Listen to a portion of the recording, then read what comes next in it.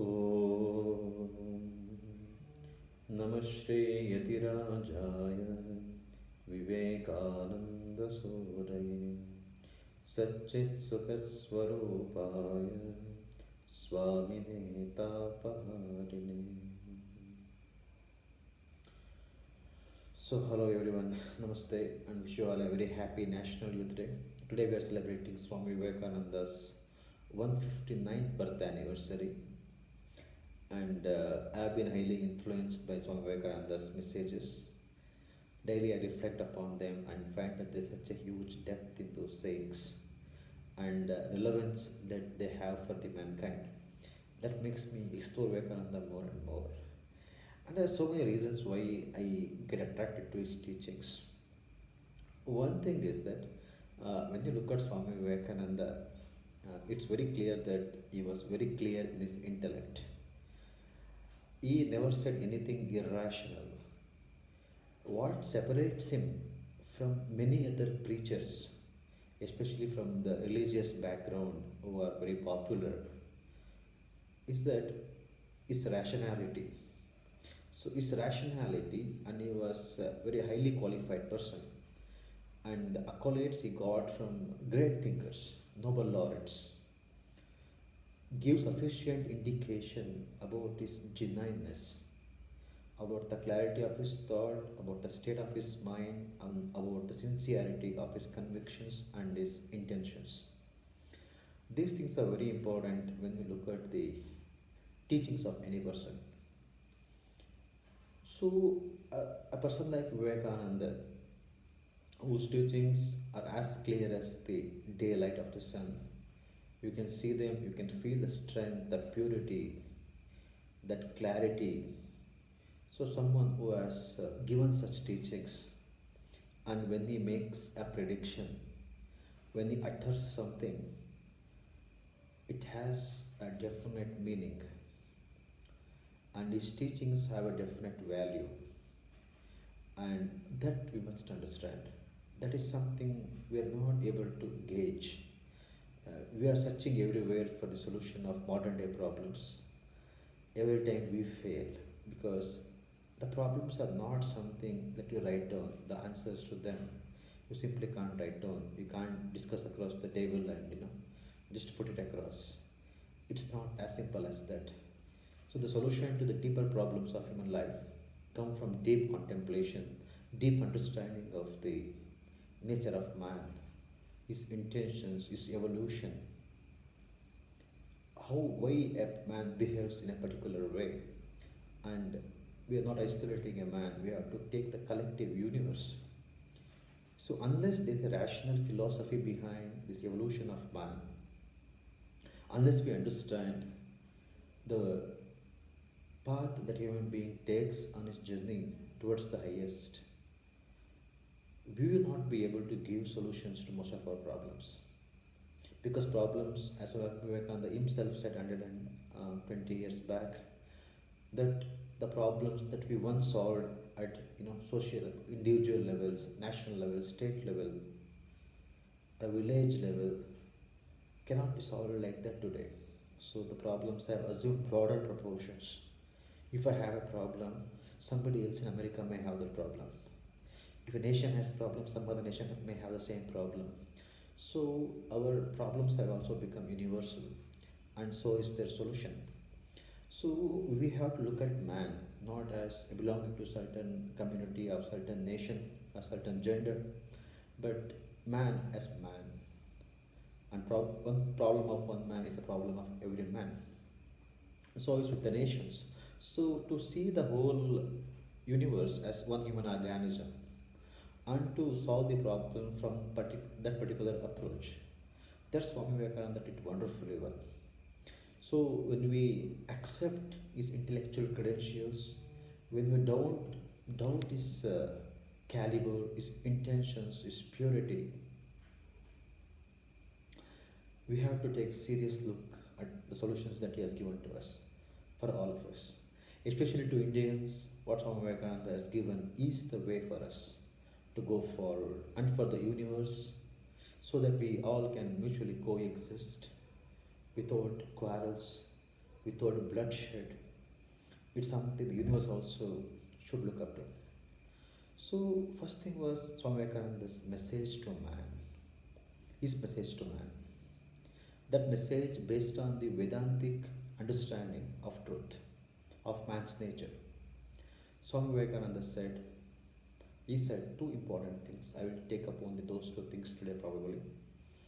He said, each soul is potentially divine, and the goal is to manifest this divinity within by different methods.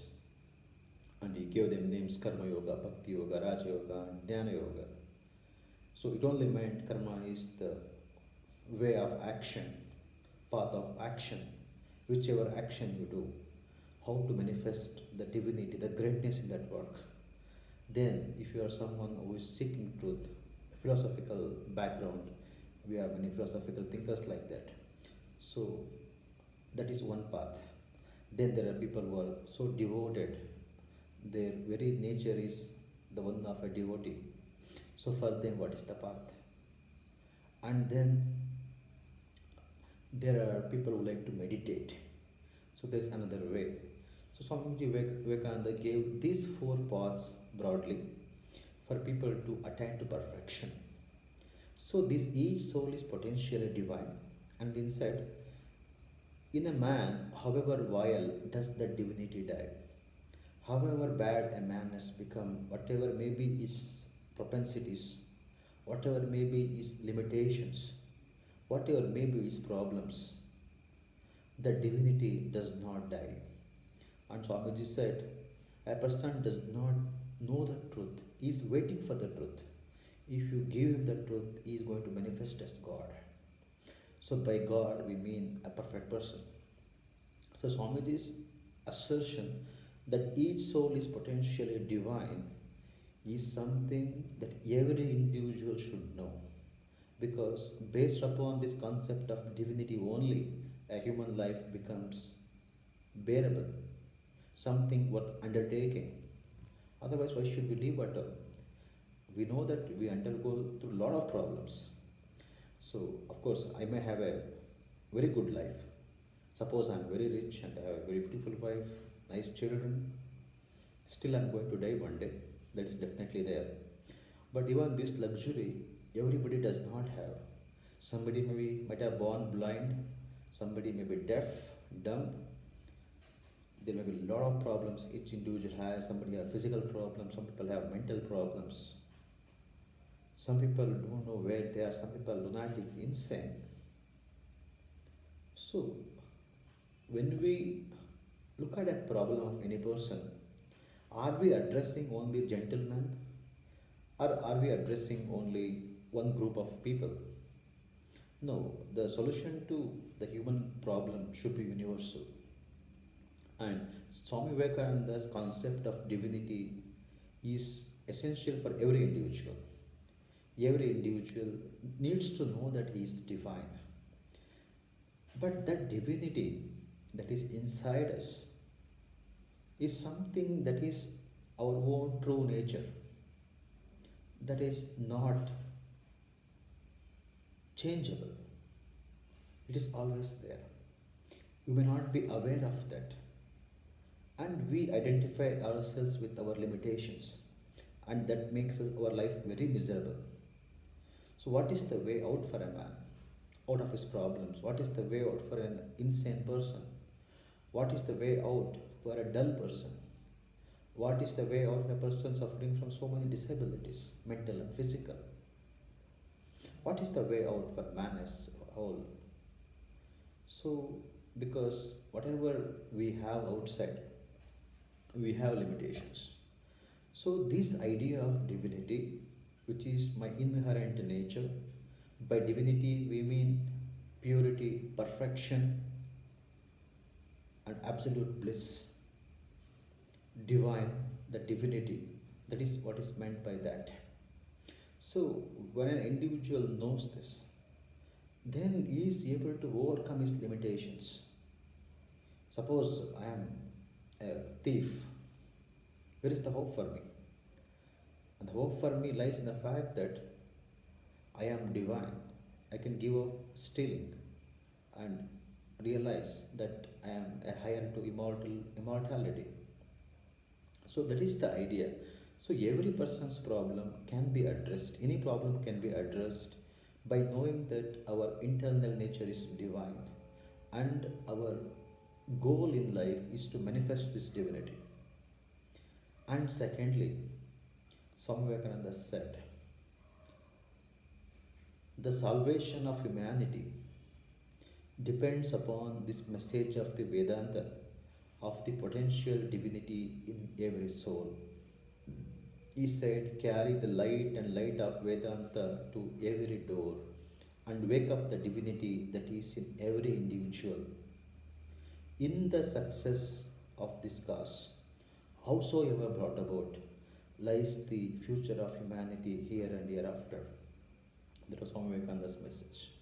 So, for a visionary like him, a darshanika like him, the salvation of humanity depends on every individual knowing his divine nature, his real nature. Just think, does our life have any goal? Our body is definitely going to crash one day. We know it can happen due to COVID, it happen due to an accident, it can happen due to an earthquake, it can happen naturally also without any of these extraneous factors. But life is going to end one day, surely. So, does our life have any meaning apart from the life that we live daily and the eventual end that we meet? In the case that there is no divinity as such, then what is if we are all going to die one day? What is the very purpose of living? And I heard a story. A young man, it's an incident that happened. He enjoyed everything possible in this world. Then he thought, is this life all about? Then I rather die. He committed suicide, it seems. So is life all about what the experiences we undergo? Is it the be all and end all of life? Swamiji didn't believe it. He said there's something higher to know our true nature, which gives us lasting happiness and satisfaction. And Swamiji said, the man's true nature is one infinity. So once he realizes that, he becomes established in that and is free forever. Bhagavan Buddha attained to that state. Sri Ramakrishna Paramahamsa has attained to that state. Swami Vivekananda himself was one of those who attained to that stage. We have numerous people across different religions, Jesus Christ, Payagambar. So many people have attained to that state. So Swamiji gave us that definite purpose to live for. He said, your journey in life is towards that infinity, towards perfection, and you should know that you are not this body. And this gives us a definite purpose to live for. So, this idea that we are divine must be reflected upon again and again, and all our imperfections can be got rid of by knowing that we are divine and approaching any problem from that perspective. Unless we know that our nature is divine, we can never separate ourselves from our weaknesses, our problems, our difficulties, and so many limitations we have. We must know that we are separate from them, something we are higher than them, and then we must work towards it. Swami Vivekananda said, my ideal indeed can be put into few words, that is to teach unto mankind their divinity and how to make it manifest in every moment of life. So just imagine a world where every individual in every point of life, every moment of life is trying to express divinity. Just think of a universe when we see everybody as one, everybody as the expression of that one divine principle. How it will change the world. Swami Vivekananda said, what evil can there be when gods are playing with gods, gods are working with gods, gods are loving gods? The entire scene will be changed. This is the utility of divine realization, he said. So this is the message that we require today to bring the entire world together, entire humanity together, and to take our nation forward. And in another talk, I will try to discuss Swami Vivekananda's thoughts specifically for India, for the youth of India. But for today, Swami Vivekananda's birthday, we must remember one thing, that his ideal was to teach unto mankind their divinity, that is our divinity. That's the message we must take from Vivekananda and base our lives upon that one principle. And having studied him for so long, I feel, having gone through a lot of problems myself, just as any other human being does, I'm quite convinced that this idea of divinity is one thing that can save every individual, one thing that can save humanity, one thing that can bring humanity together. So let's pay our tributes to Vivekananda by following the message that he gave to us, molding our lives on that great spiritual lines, which will make our lives blessed and also makes our life a great blessing to mankind. Thank you so much. Once again, wish you all a very happy National Youth Day.